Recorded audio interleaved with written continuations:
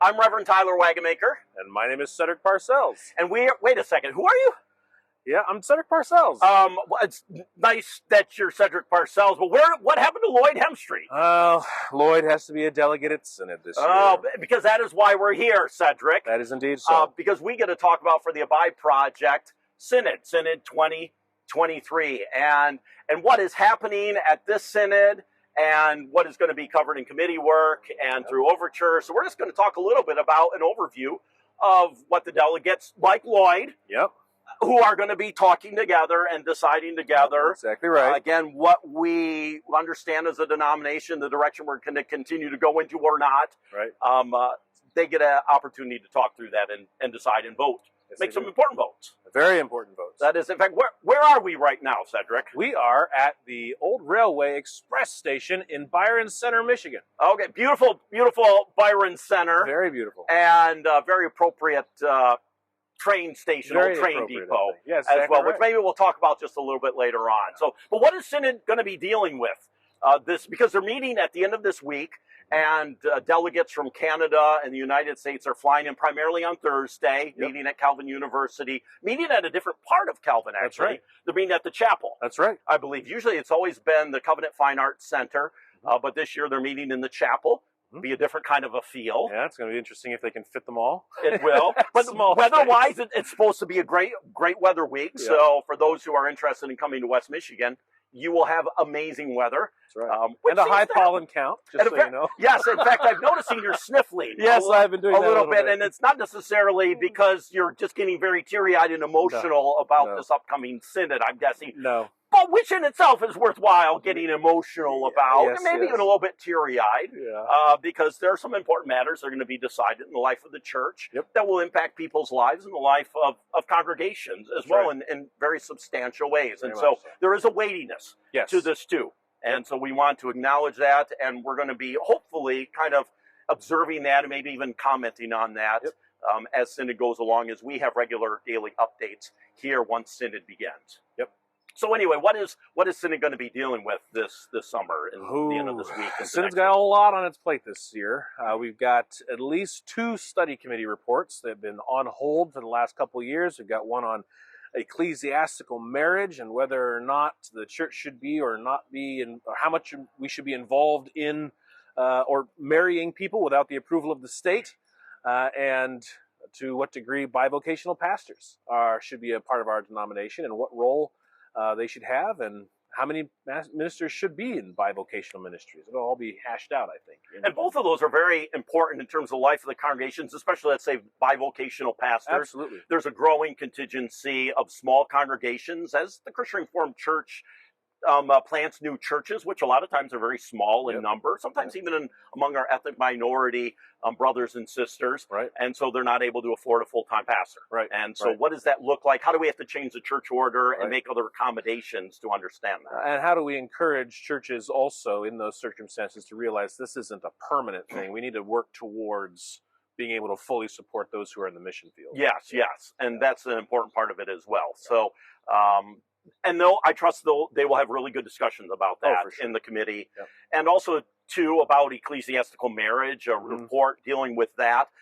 That hopefully engenders a lot of really good discussion, because there's been an interesting kind of dance almost between the church and the state as of late in regards to marriage. I mean, not only in terms of the state redefining marriage substantially, which they've done, which we contend they don't have the right to do because it's creation ordinance. It's not the right of the state to do that.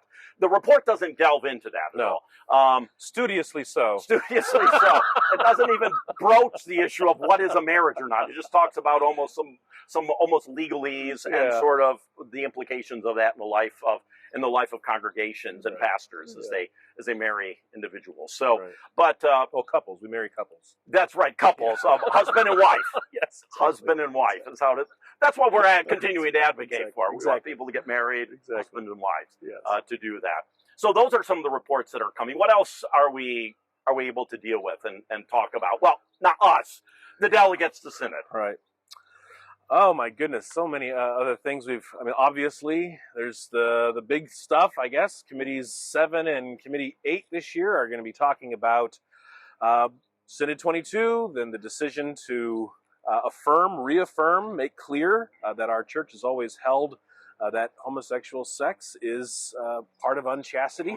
So they're going to be taking a look at that to see if we're going to either stay on the tracks or we're going to go off the tracks as a denomination in this regard. And you mentioned about tracks. Actually, it's appropriate that we are in front of a train depot here, a historic train depot. Gets me thinking about a train. You know, a train starts at a location and it just keeps on going down the track. Now, it can go in a very different direction and go off the rails even too. As a denomination, we have been in line in terms of human sexuality and marriage, saying that historically, this is how we've always understood what marriage is in terms of the proper bounds, even of sexuality, and the direction that's been going as a train. Mm-hmm. And last year, I guess you could say at Synod, maybe we took just a stop at another station, but the direction has still been going on. Synod 2022 said, this is the direction of the denomination. Yep. This is who we are as a Christian Reformed Church. This is the move that we're going to keep going. But there are a lot of overtures, in many ways, asking us to get off that track. Right. Sometimes, perhaps, even a wreckage, even too, which could happen as a result, depending on what happens. Yeah. And so there's a weightiness to Synod 2023 to continue to affirm where the church, as a denomination, where we have said this is the direction we're going. Yep. In fact, many denominations, not just the Christian Reformed Church, but many denominations have been having this debate, this discussion. This is not new for the Christian Reformed Church. No. We're part of a broader conversation, almost global conversation and decision-making that different denominations have had. And every denomination has had, in the last 20 years especially, they have had to make a decision. They have. There's been no way that they've been able to create some kind of third option or third way in which to hold it all together. Denomination after denomination after denomination. So this is the time for the Christian Reformed Church, and it's our time to decide what we're going to do. And so are we going to continue to live into the decision that we made and saying this is where we're going? Or are there those who are advocating that somehow now we try to coalesce and have two very divergent positions? Right. It strikes me, I love history, Cedric, and I love church history too, all aspects of history.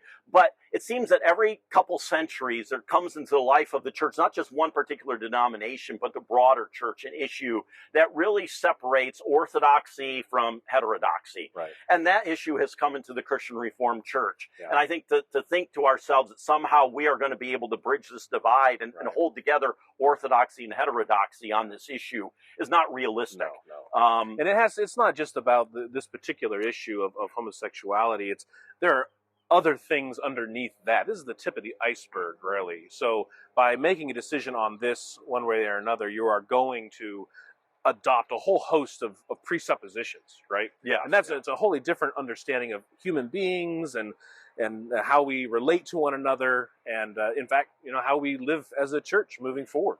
Yeah. So, yeah. And so there is an ad hoc, or there is the local committee recommendations, that report that has been meeting with Nealon Avenue, Christian Reformed Church of Classis Grand Rapids East. It's been meeting with Classis Grand Rapids East. Yep. They're making a report to Synod, essentially saying we did what Synod 2022 asked. We met with the congregation multiple times. We met with Classis Grand Rapids East multiple times. And they are saying, this is where we're standing. We're not making a move. Right. Now, I know they're saying we want to appeal to this Synod. Appeal essentially the confessions, because in fact, do we have a right to say, did Synod 2022 have a right to determine what the confessions say? Oh, I mean, this Synod will continue that conversation, but you've done some scholarship on that too. Yeah, and I think it's pretty obvious that Synod 22 did have the right to say that. All you have to do is take a look at Church Order Article 5, the supplement to Article 5. The Synod is the one that decides what doctrines are in the confessions and which ones aren't. So we had the right to do that. And we have historical precedents even too, if someone is looking to that, where Synod 1976 clarified and said, clarified 1975. Right, exactly. And said, nope, we have the right. In fact, it's incumbent upon a Synod to sometimes make those clarifications. Right. Yeah, 76 came around and put that church order supplement in there. And they basically, they didn't say this outright, but basically they said, yeah, Synod 75 got this wrong. And so, that's the way it goes. We make minor mistakes along the way and we correct them. We do. And So this is an opportunity, again, for the church to keep talking. The delegates will do that. Oh, tons. In fact, you were a delegate last year. I was indeed. What is Synod like for those who've never been to Synod? Is there a lot of acrimony? Is there like camps that are just battling out and just staring at each other with daggers across from tables at each other and just utter silence? What is it like to be a delegate to Synod? Even last year, Synod 22, I thought we all were very cordial to one another. And I had a great time talking to delegates from all over the United States and Canada, and I got to speak from delegates from Classis Grand Rapids East, even from Neeland Avenue. Okay. And we had great lunch conversations, and we had great dinner conversations. We served together well on committees, and there's this image that got sort of thrown out there that there was this acrimony, as you say, but I didn't experience that. I thought we all were definitely we were wrestling hard and deliberating well and giving everything the due consideration that it was worth, and we came out on what we said. This is the direction the CRC is going, and we can't stop that because we believe that's the direction that God's Word tells us we got to go in. That's right. It's just a reaffirmation of the church, of how it's always understood things, and saying this is the train tracks run. This is the destination that we've been heading on. We're going to keep on heading. Yeah, and I can say there are other delegates there who I spoke with and counseled, and they definitely, none of this was done lightly, and lots of tears were shed. So I suspect that the same thing will take place at Synod 23 this year. Because there are good relationships that happen. Exactly. And individuals can disagree and fundamentally disagree, but still be kind to each other. Exactly. Still show compassion and love towards one another, even when there is great disagreement, right? And even sometimes when you have to part ways. Yes. And but even the parting ways doesn't have to be acrimonious. There is an opportunity to bless and release others, and to say, we understand your vision. Go and do that vision. But there are better homes sometimes, better other denominations where you can do that. We'll support that and encourage that. Yeah. And so let us live into the calling that God has placed us into. Right. So there's a lot on the agenda. And there's more than that. There's a code of conduct that the delegates for Synod will have to talk about, decide about what that looks like, if anything at all. I mean, we already signed ourselves on to the covenant of office bearers. Yeah. There's a debate how well we're actually doing that. That's right. I don't know if we want to add another layer onto it, but we're also going to commit ourselves to this. Maybe sometimes let's get this right, and then we'll tackle other sorts of things. Yeah, maybe. So, but the delegates that decide that get to talk about that. Yep, they do. Some unique overtures as well. This agenda for Synod is much shorter than last year. It is. It's only a little over 600 pages. And they say, there's supplements. So there's a supplement of a couple hundred pages too. And some of them from the Council of Delegates.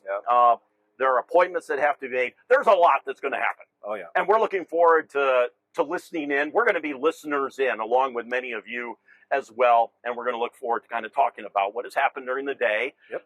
They're going to start out electing officers for Synod after an opening type of worship. And then they'll be going into committee work, and then the plenary sessions, especially next week, will be the plenary sessions starting Monday usually is when that happens. And we'll be going the schedule through Thursday.